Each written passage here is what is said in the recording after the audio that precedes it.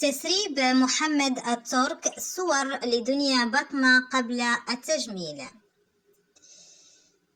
محمد الترك طليق الفنانة دنيا بطمة قرر مؤخرا الانتقام منها بطريقة مختلفة بعدما رفعت ضده دعوى طلاق الشقاق واتهمته بالسرقة والتحريض على الدعارة. فبعدما انتهى المنتج البحريني محمد الترك من قصصه وحكاياته التي تحمل رسائل غير مباشرة عن دنيا بطمة، وذلك بأنه سيفضحها وسيكشف المستور حول كواليس علاقتهما الزوجية. انتشرت في الأيام القليلة الماضية بعض الأخبار تؤكد أن الترك بدأ في خطة انتقامها، وبدأ بنشر صورها قبل التجميل وفي بداياتها على وجه الخصوص.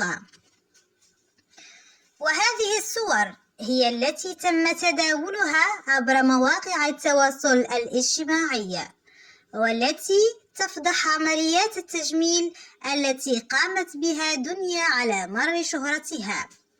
ولكن عند البحث في الصفحات الخاصة بمحمد الترك على مواقع التواصل الاجتماعي لا توجد أي صورة لدنيا بطمة من هذه الصور، مما يدل على أن هذه الإشاعة بل إن هذه الصور موجودة سابقا على مواقع التواصل الاجتماعي في بداية شهرتها، ودائما يتم تداولها من أجل المقارنة بين شكلها الحالي وشكلها القديم كباقي الفنانات.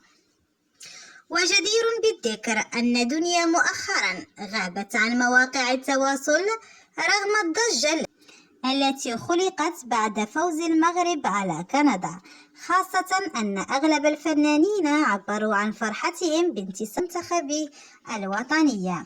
ولم تظهر دنيا في الاحتفالات التي ظهرت فيها ابتسام بطمة وإيمان بطمة وخطيب إيمان وزوج ابتسام فؤاد قبيبو، لكن دنيا لم تظهر هي وبناتها، مما دفع رواد السوشيال ميديا يتساءلون عن سبب هذا الاختفاء.